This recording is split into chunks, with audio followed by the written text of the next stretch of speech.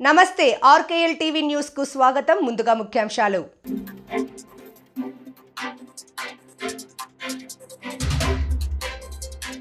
ఉదయం పాఠశాలలు, ఇప్పుడు హోటల్. దేశంలో కలకలం రేపుతున్న వరుస బాంబు బెదిరింపులు.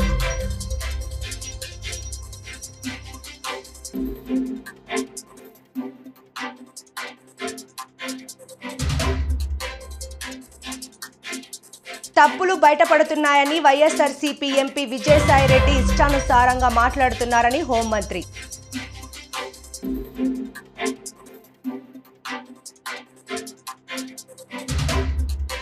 ఆదాని రేవంత్ దోస్తీ పైన బీఆర్ఎస్ పార్టీ వినూత్న నిరసన.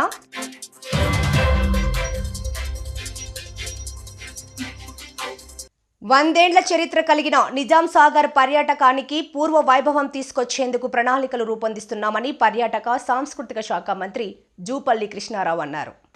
పర్యాటక ప్రమోషన్లలో భాగంగా మంత్రి జూపల్లి కృష్ణారావు నిజాం సాగర్ ప్రాజెక్టును సందర్శించారు.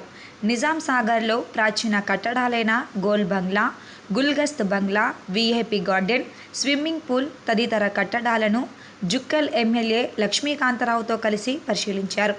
పర్యాటక అభివృద్ధికి ఉన్న అవకాశాలను సంబంధిత అధికారులతో చర్చించారు. నిజాం సాగర్ జలాశయంతో పాటు పరిసర ప్రాంతాల అభివృద్ధికి 12 ఎకరాల స్థలాన్ని పర్యాటక అభివృద్ధి సంస్థకు రెవెన్యూ శాఖ అప్పగించినట్లు అధికారులు మంత్రికి వివరించారు. ప్రాజెక్టు సందర్శనకు వచ్చే పర్యాటకులకు జలాశయంలో ఆహ్లాదం కోసం బోటింగ్, జలాశయం దిగువన కాటేజీలు, ఉద్యానవనం, చిన్నపిల్లల పార్క్ తదితర సౌకర్యాలు అందుబాటులో తీసుకువచ్చేందుకు ప్రణాళికలు రూపొందించాలని అధికారులకు సూచించారు. అనంతరం నిజాం సాగర్ హైడ్రో పవర్ స్టేషన్ను సందర్శించారు. నిజాం సాగర్ హైడ్రో పవర్ స్టేషన్లో 10 మెగావాట్ల విద్యుత్ ఉత్పత్తిని పునరుద్ధరించేందుకు చర్యలు తీసుకుంటామని, త్వరలోనే డిప్యూటీ సీఎం భట్టి విక్రమార్కతో చర్చించి దీన్ని పూర్తిగా ఆధునీకరిస్తామని పేర్కొన్నారు. ఈ కార్యక్రమంలో జిల్లా collector Ashish Sangwan, sub collector Kiranmay, నీటి పారుదల శాఖ అధికారులు, పర్యాటక శాఖ అధికారులతో పాటు తదితరులు పాల్గొన్నారు.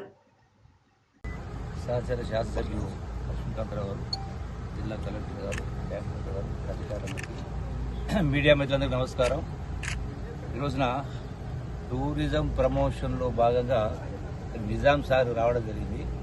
ఈ నిజాం సాగర్ చూసిన తర్వాత అది చాలా సంతోషంగా ఉంది. ఎందుకంటే ఒక అద్భుతమైనటువంటి వాతావరణం. అది కూడా 100 సంవత్సరాల క్రితం ఆనాడు సాంకేతిక పరిజ్ఞానం లేని శతాబ్దం కింద కట్టినది, చెక్కు జరగకుండా పర్ఫెక్ట్గా పక్కా ఉంది. అది కూడా పైన ఎత్తైనటువంటి ప్రాంతాల్లో అది చూస్తే మొత్తం టోటల్గా వ్యూ కనపడతా ఉంది. దాంతోపాటుగా ఇదొక అంటే మొట్టమొదటి ప్రాజెక్ట్ ఆ రోజుల్లో 27 టీఎంసీ, అది కూడా 365 రోజులు కూడా ఆయకట్టు నీళ్లు వాడినా కూడా ఇంకో 5 టీఎంసీలు 360 బెడ్స్ ఉంటాయి. కాబట్టి టూరిజం డెవలప్ చేయడానికి కూడా ఇది మంచిగా అద్భుతమైన వాతావరణం. తప్పకుండా ఈ శాసనసభలోనే ఈ యొక్క టూరిజం పాలసీని కూడా ప్రవేశపెట్టే కార్యక్రమం చేస్తూ ఉన్నాం. తర్వాత అంటే మొదటి సంవత్సరం జనవరిలోనే దీనికి సంబంధించి ఒక టెండర్స్ పిలిచే కార్యక్రమం చేసి దాన్ని పబ్లిక్ ప్రైవేట్ పార్ట్నర్షిప్ అంటే ఏ స్థాయిలో ఏ విధంగా డెవలప్ చేసిన కింద ఓపెన్గా టెండర్ పిలిస్తే రకరకాల ప్రపోజ్ వస్తే వాటిని ఆమోదించగలిగి దానికి టూరిజం డెవలప్ చేసే కార్యక్రమం చేస్తాం. అట్లాగే ఈ టూరిజం డెవలప్మెంట్తో పాటుగా ఇక్కడ ఒక 10 మెగావాట్స్ హైడల్ పవర్ జనరేషన్ 2 సంవత్సరాల క్రితం అది దాని డీఫంక్ట్ అయింది. సో అంటే అది కూడా పాత టెక్నాలజీ. సో దాన్ని కూడా నువ్వు హైదరాబాద్ వెళ్ళగానే అది ఎల్లుండి నుంచి అసెంబ్లీ సమావేశంలో కాబట్టి సంబంధిత మన deputy chief minister Bhatti Vikramarka గారికి, ఎందుకంటే వారు ఎనర్జీ మినిస్టర్ కాబట్టి చెప్పేసి దీన్ని వీళ్ళని తొందరగా పునరుద్ధరించే కార్యం చేసి ఆ 10 మెగావాట్ల ఉత్పత్తి చేసే కార్యం చేయడం. ఆదాని రేవంత్ బాయ్ అంటూ టీ షర్టులతో గన్ పార్క్ నుంచి అసెంబ్లీకి బయలుదేరిన పార్టీ ఎమ్మెల్యేలు, ఎమ్మెల్సీలు. ఢిల్లీలో ఆదానితో కుస్తీ, గల్లీలో దోస్తీ అంటూ నినాదాలు. రేవంత్ రెడ్డికి ఎంత చెప్పినా వినడం లేదు అని మాకు టీ షర్ట్లు ఇచ్చి అసెంబ్లీలో నిరసన తెలియజేస్తున్నారంటూ కేటీఆర్ చురకలు. తెలంగాణ తల్లి మాది, కాంగ్రెస్ తల్లి నీది అంటూ నినాదాలు. బతుకమ్మ తీసి చేయి గుర్తు పెట్టిందంటూ నినాదాలు.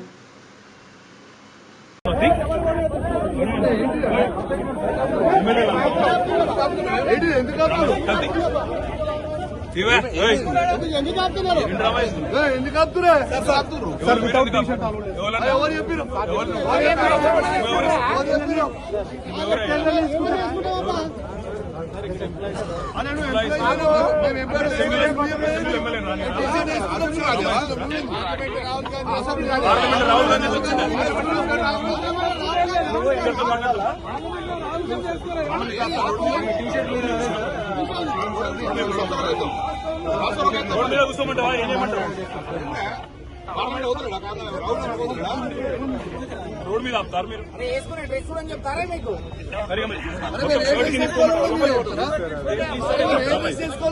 తెలంగాణ సుల్తాన్ బజార్ సిఐ శ్రీనివాస్ చారిపై చేయి చేసుకున్న ఆశా వర్కర్.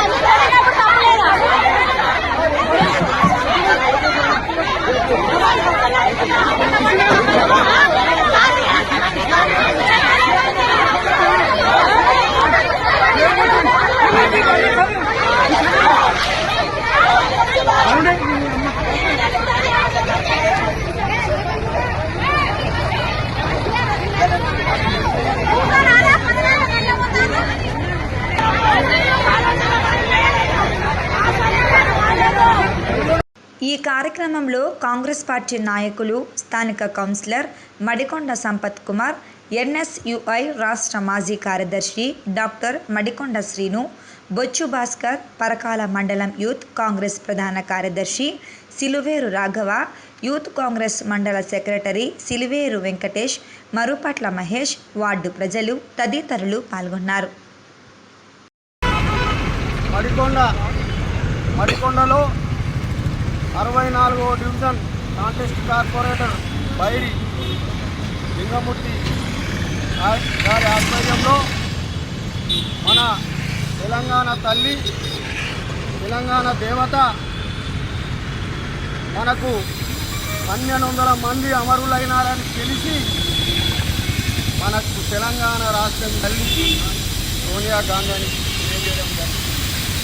సోనియా గాంధీ గారి జన్మదిన వేడుకలు దేశవ్యాప్తంగానే కాకుండా విదేశాలలో కూడా జరుపుకుంటున్నారు. విదేశాలలో ఉన్న మన తెలంగాణ ప్రజలు అక్కడ ఘనంగా ఈ జన్మదిన వేడుకలు జరుపుకోవడం సంతోషకరమని చెప్పి తెలియజేయడం జరుగుతుంది. తెలంగాణ తల్లి సోనియా గాంధీ గారు 2 పర్యాయాలు ప్రధానమంత్రిగా అవకాశం వచ్చినప్పటికీ కూడా వారు ప్రధానమంత్రి పదవిని తిరస్కరించి మన్మోహన్ సింగ్ గారిని ఆ రోజు ప్రధానమంత్రి చేసిన ఘనత సోనియా గాంధీ గారు. రాహుల్ గాంధీ గారు మంత్రిగా అవకాశం ఉన్నప్పటికీ కూడా 2004లో మంత్రి అవకాశం ఉన్నప్పటికీ కూడా మంత్రి పదవి ఇవ్వకుండా 2009లో ప్రధానమంత్రి పదవి ఇవ్వకుండా కూడా ఆయనను ఒక సాధారణ ఎంపీగా ఇచ్చిన ఘనత సోనియా గాంధీ గారు. ఇలా చెప్పుకుంటూ పోతే మన రాష్ట్రంలో తెలంగాణ ప్రభుత్వం ఏర్పడ్డ తర్వాత వాళ్ళ కుటుంబమే, ఒక బీఆర్ఎస్ పార్టీలో ఉన్న కుటుంబమే 4 పదవులు పొంది వాళ్ళు ఈ రాష్ట్రాన్ని 10 ఏళ్ళు పాలించారు. అలా కాదు ఈ గాంధీ కుటుంబం అంటేనే ప్రజల అండదండగా, ప్రజా శ్రేయస్సే తన శ్రేయస్సుగా కోరుకునే ప్రజల త్యాగాలే తన త్యాగాలుగా గుర్తించి బలిదానాలను ఆపి గత 2009లో కరీంనగర్కి వచ్చినప్పుడు సోనియా గాంధీ గారు తెలంగాణ బిడ్డలు బలిదానాలు చేసుకోవద్దు, నేను తెలంగాణ ఇస్తానని చెప్పేసి తెలంగాణ ఇచ్చిన ఘనత సోనియా గాంధీ గారు అని తెలియజేసుకుంటూ, అలాగే సోనియా గాంధీ గారి ఆధ్వర్యంలో రాహుల్ గాంధీ గారి నాయకత్వంలో ఇక్కడ తెలంగాణ ప్రభుత్వం ఏర్పడింది. తెలంగాణ ప్రభుత్వంలో ముఖ్యమంత్రిగా రేవంత్ రెడ్డి గారు కూడా చూసుకుపోవడం జరుగుతుంది.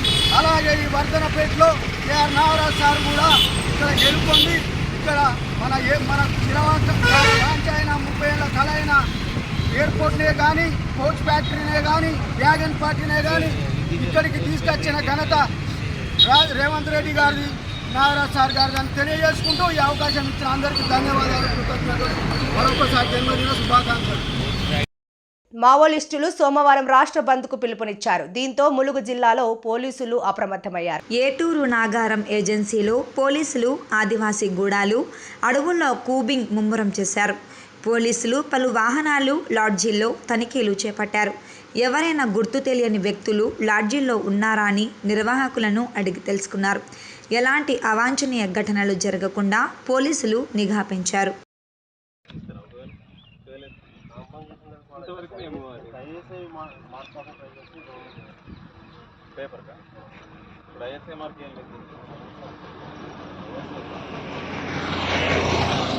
దేశంలో వరుస బాంబు బెదిరింపులు కలకలం రేపుతున్నాయి. ఇవాళ ఉదయం దేశ రాజధాని ఢిల్లీలోని ఏకంగా 44 పాఠశాలలకు ఇలాంటి బెదిరింపులు వచ్చిన విషయం తెలిసిందే. తాజాగా మహారాష్ట్రలోని ఓ హోటల్కు ఈ తరహా బెదిరింపులే వచ్చాయి.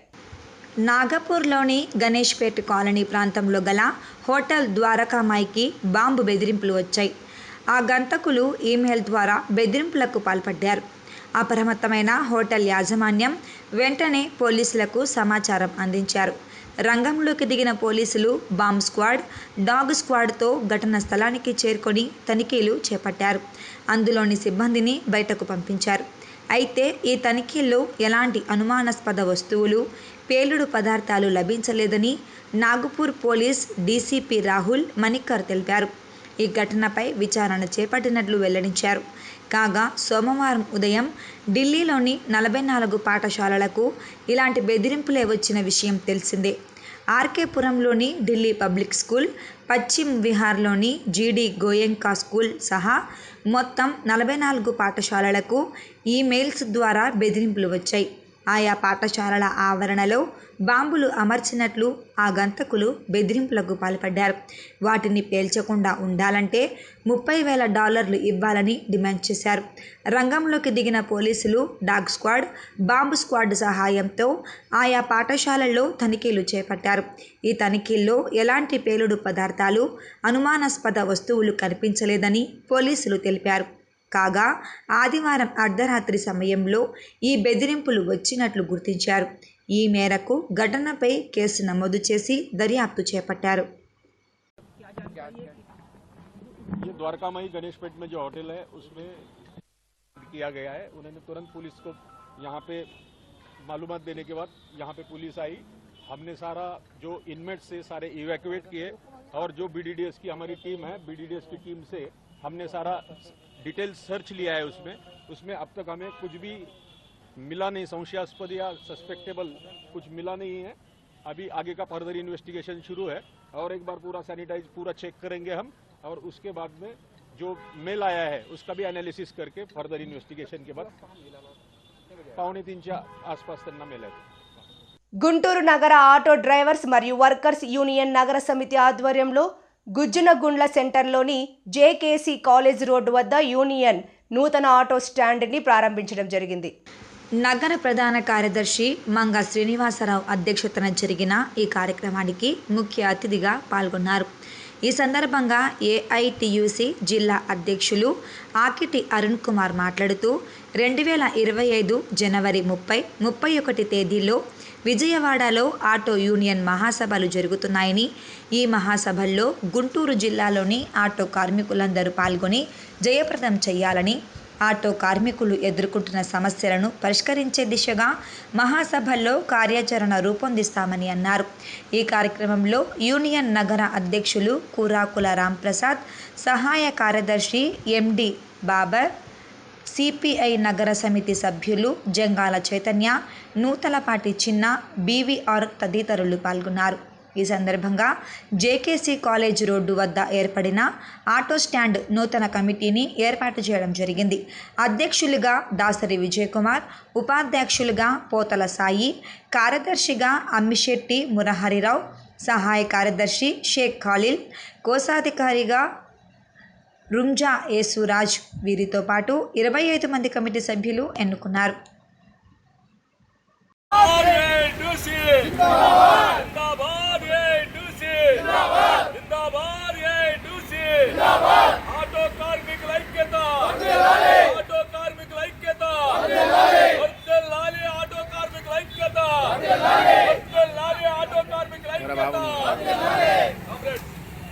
ఈరోజు మన జేకేసీ కాలేజీ సెంటర్లో ఏఐటీసీ ఆటో స్టాండ్ చేస్తున్నాము. దీనికి సహకరించిన ప్రతి సభ్యులకి ఈ కార్యక్రమానికి ముఖ్య అతిథిగా మన జిల్లా పార్టీ సెక్రటరీ వెంకట అజయ్ కుమార్ గారు, అట్లాగే మన ఆటో సంఘానికి జిల్లా గౌరవాధ్యక్షులు, అట్లాగే మన గౌరవాధ్యక్షుల సంఘానికి కోట మాలాద్రి గారు, అట్లాగే మన ఏఐటీసీ జిల్లా అధ్యక్షులు అరుణ్ కుమార్ గారు, అట్లాగే మన ఆటో సంఘం నగరాధ్యక్షులు రామప్రసాద్ గారు, అట్లాగే బ్యాంక్ సెక్రటరీ బాబరు, అట్లాగే మన జిల్లా అధ్యక్షులు చైతన్య గారు, అట్లాగే ఇక్కడ వచ్చిన ప్రతి ఒక్కరికి ఆదరించినందుకు ధన్యవాదాలు తెలియజేస్తూ వెంటనే మన జిల్లా గౌరవాధ్యక్షులు వెంకట అజయ్ కుమార్ గారి పెట్టవలసిందిగా కోరుతున్నాం.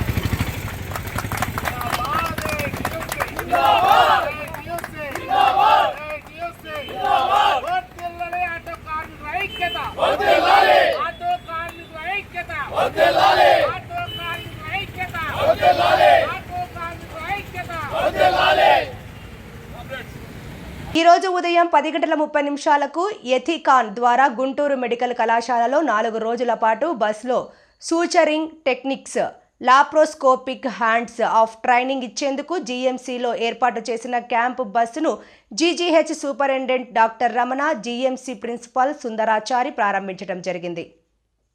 Sundarachari. Today, Ethicon team has come here with their whole crew in a bus, an air-conditioned bus with a workshop in it. So they are going to teach us, to the teachers and also to the students, especially the postgraduate students, the suturing techniques. All the suturing techniques. That is the beauty of this course. This is a 4-day course in the bus. A very pleasant AC bus with all good atmosphere inside, with almost 10 tables inside, with 10 stations to work on. So it's a hands-on to the students, wherein they can as well learn skin suturing techniques, right from the mattress suture, simple suture, or a continuous running suture. And also the beauty of this course is they can as well learn techniques of suturing, the laparoscopy, and how to do the inside suturing also. So they have brought all the tissues and also suturing materials and the equipment that is needed for the suturing techniques. Very good. I have gone inside just now on this day of 9th December, Monday. They started it at 10 o'clock, which has been inaugurated by our beloved principal Dr. Sundarachari and Superintendent Dr. S.S.V. Ramana, that is mine. So I am really very happy and glad to inaugurate this session of suturing techniques to the postgraduate students by the Ethicon. Very excellent program. So all the suturing techniques are totally in a phase-wise manner. From morning to 10 o'clock to evening 6 o'clock it is available. So students should come here in a phase-wise manner without disturbing their work pattern in the respective departments. They should come here. Everything is organized in a real nice way. So all the students, I request them to come here, learn all the basic suturing techniques up to the laparoscopic techniques, hands-on. That is the beauty of this course. So they have got for the orthopedic postgraduates, they have got the live tissues also, and also some other models on which they can as well learn the techniques of suturing. Thereby their hand skill will be improved while they work in the operation theatres or in the casualties, wherever they need to do the suturing. It will be a very good course. So it has come to our doorsteps. I thank immensely the Ethicon whole of the team for being with us, for allowing our students to do this hands-on on the basic suturing techniques. Thank you so much, my dear friends. Thank you, sir. హోంమంత్రి వంగలపూడి అనిత సోమవారం విజయవాడలోని sub జైలును పరిశీలించారు. అక్కడ పరిస్థితులు ఎలా ఉన్నాయో తెలుసుకోవడానికి రావడం జరిగిందని, మౌలిక వసతులపై ఆరా తీశామని, జైలులో అధికారులపై వస్తున్న ఆరోపణలపై తనిఖీ చేయడం జరిగిందని ఆమె తెలిపారు. జైలు అధికారులపై వచ్చిన ఆరోపణలపై విచారణ జరుగుతుందని, 2 రోజుల్లో నివేదిక వస్తుందని, త్వరలో చర్యలు తీసుకుంటామని స్పష్టం చేశారు. ఈ సందర్భంగా విజయవాడలో హోంమంత్రి మీడియాతో మాట్లాడుతూ తప్పులు బయటపడుతున్నాయని, వైఎస్ఆర్సీపీ ఎంపీ విజయసాయిరెడ్డి ఇష్టానుసారంగా మాట్లాడుతున్నారని ఆగ్రహం వ్యక్తం చేశారు. విజయసాయి తన స్థాయి, వయస్సును మర్చిపోయి నోటికొచ్చినట్లు చిల్లరగా మాట్లాడుతున్నారని, ఇది మంచి పద్ధతి కాదని ఆయన విఘ్నతకే వదిలేస్తున్నామని అన్నారు. విజయసాయి ఎన్ని రకాలుగా సీఎం చంద్రబాబును తిట్టినా, బురద జల్లినా, పవన్ కళ్యాణ్కు తమకు మధ్య చిచ్చు పెట్టాలని ప్రయత్నించినా, ఏం చేసినా నిన్ను మాత్రం వదిలిపెట్టేది లేదని హోంమంత్రి హెచ్చరించారు. ఏమీ చేయలేక అతగాడి తాలూకా తప్పులు బయటపడుతున్నాయి. ఏదైతే అతగాడు ఆ పోర్టుని 6,000 కోట్ల రూపాయలున్న పోర్టుని 594 కోట్ల రూపాయలకి ఎలాగైతే పీకల మీద కత్తి పెట్టి రాయించుకున్నాడో ఆ విషయాలన్నీ ప్రజలకు తెలియజేయడం అయింది. అదే విధంగా ఇందులో వైవి సుబ్బారెడ్డి అల్లుడు కూడా అందులో ఇన్వాల్వ్ అవటం, విజయసాయిరెడ్డి అందులో ఇన్వాల్వ్ అవటం, అంటే వీళ్ళ పరిస్థితులు ఎలా ఉన్నాయంటే 5 సంవత్సరాలు రాష్ట్రాన్ని మొత్తం భ్రష్టు పట్టించేసి, రాష్ట్రాన్ని సర్వనాశనం చేసేసి, రాష్ట్రంలో ఉన్న సంపదనంతటిని దోపిడీ చేసి, ఆఖరికి రాష్ట్ర ప్రజల తాలూకా ఆస్తులు గాని, ప్రభుత్వ సంస్థల తాలూకా ఆస్తులు గాని, ప్రైవేట్ సంస్థల తాలూకా ఆస్తులు గాని అన్ని కొల్లగొట్టి పీకల మీద కత్తిలు పెట్టి వాళ్ళ పేర్ల మీద రాయించుకొని ఈ రోజు అవన్నీ కూడా బయటకు వస్తున్నాయన్న భయంతో చంద్రబాబు నాయుడు గారి మీద మాట్లాడితేనో, లోకేష్ గారి మీద మాట్లాడితేనో టాపిక్ డైవర్ట్ అవుతుంది అనే ఉద్దేశంతో నోటికి వచ్చినట్టు మాట్లాడే పరిస్థితి. నేనేమంటానంటే ఒకళ్ళ గురించి మాట్లాడేటప్పుడు 2 రకాలుగా ఆలోచించుకోవాలి. అవతల వ్యక్తి స్థాయి, అవతల వ్యక్తి వయసు, అట్ ద సేమ్ టైం మన స్థాయి, మన వయసు 2 కూడా ఆలోచన చేసుకోవాలి ఒక రాజకీయ నాయకుడు మాట్లాడేటప్పుడు. అటువంటిది అతని స్థాయి, అతని వయసుని మర్చిపోయి ఏదో నోటికొచ్చినట్టు చిల్లరగా తిరిగే వాళ్ళు మాట్లాడినట్టు కూడా సొసైటీలోకి ఒక రెప్యుటేషన్ పోస్ట్ లో ఉండి మీడియా ముందు మాట్లాడేటప్పుడు కూడా నోటికొచ్చినట్టు మాట్లాడడం అనేది అతని తాలూకా నైతికతకి నిదర్శనంగా మనం భావించుకోవాలి. అట్ ద సేమ్ టైం నేనేమంటానంటే ఈ రోజు నువ్వు ఎన్ని రకాలుగా చంద్రబాబు నాయుడు గారిని తిట్టు, చంద్రబాబు నాయుడు గారి మీద బురద జల్లు, పవన్ కళ్యాణ్ గారికి మాకు ఏదో మధ్యలోని చిచ్చు పెట్టాలని ప్రయత్నం ఎన్ని చేయి, కానీ ఇన్ని మాత్రం వదిలిపెట్టేది లేదు. ఆ విషయం మాత్రం మర్చిపోమాకు. ఎంత మంది మీదకి నువ్వు వెళ్ళి ఎన్ని బురద జల్లాలని ప్రయత్నం చేసినా, రేపొద్దు నా గురించి నువ్వు ఎన్ని మాట్లాడినా కూడా నేను కూడా భయపడేది ఏం లేదు. ఎందుకంటే ఈ రోజు ప్రజల సొమ్ము తిన్నావు, ప్రజల సొమ్ము తిన్నారు మీరు అందరూ కలిపి. ఈ రోజు చాలా ఆస్తులు కొల్లగొట్టారు. ఈ విషయాల మీద విచారణ జరుగుతుంది. ఈ విచారణలో వెళ్తుంది కాబట్టి ఎందుకు నీకు అంత భయం ఏంటి? నిజంగా నువ్వు చేయలేదు అనుకో, ఎంక్వైరీ చేసుకోమని చెప్పు. దాని గురించి మాట్లాడడం అనేసి చంద్రబాబు నాయుడు గారు వయసు గురించి ఎందుకు మాట్లాడతాడు ఈయన? అసలు నాకు అర్థం కాదు. పవన్ కళ్యాణ్ గారు గురించి, చంద్రబాబు నాయుడు గారి గురించి మధ్యలో చిచ్చు పెట్టడానికి ఎందుకు మాట్లాడతాడు ఈయన? నువ్వు బయటకు వచ్చావు, మేము ఆరోపిస్తున్నాం కొన్ని సందర్భాల్లో. ఆరోపణలకు విషయం చెప్పు. ఈ రోజు నా మీద ఎవరైనా ఆరోపించారనుకోండి, ఆ ఆరోపణలకు నేను సమాధానం చెప్తాను. దాని గురించి మాత్రం మాట్లాడరు వీళ్ళు. వెంటనే టాపిక్ డైవర్ట్ చేసి మాట్లాడే పరిస్థితి. లాస్ట్ 5 సంవత్సరాలు చేసి 11 తెచ్చుకున్నారు. మళ్ళీ ఈ 5 సంవత్సరాలు ఇదే గనక చేస్తే 11 కూడా రావు గ్యారంటీ. వార్తలు ముగించే ముందు ముఖ్యాంశాలు మరోసారి.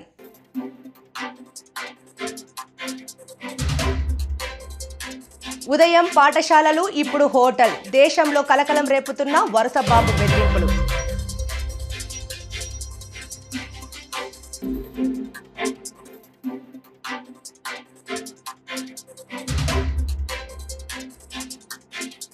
తప్పులు బయటపడుతున్నాయని వైఎస్ఆర్సీపీ ఎంపీ విజయసాయిరెడ్డి ఇష్టానుసారంగా మాట్లాడుతున్నారని హోంమంత్రి.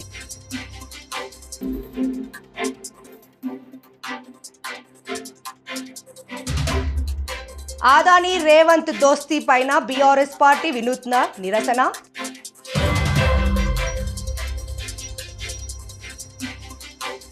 వందేండ్ల చరిత్ర కలిగిన నిజాం సాగర్ పర్యాటకానికి పూర్వ వైభవం తీసుకొచ్చేందుకు ప్రణాళికలు రూపొందిస్తున్నామని పర్యాటక సాంస్కృతిక శాఖ మంత్రి జూపల్లి కృష్ణారావు అన్నారు. ఈ వార్తలు ఇంతటితో సమాప్తం. నమస్కారం.